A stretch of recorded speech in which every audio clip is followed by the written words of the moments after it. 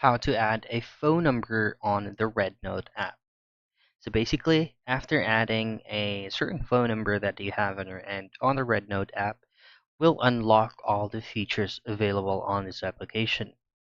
To do so, of course, open up your Rednote application and make sure that you are already logged into your account.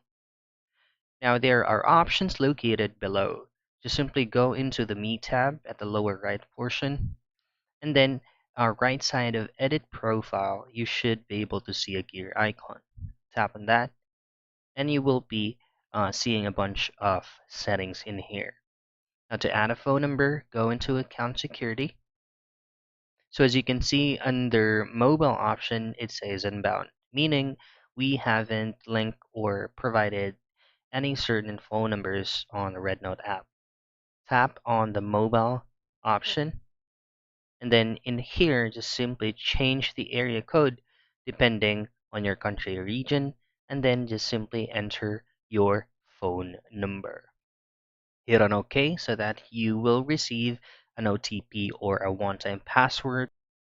Simply enter the code below and then hit on OK, and you're good to go. And that is how you add a phone number on the Rednote app.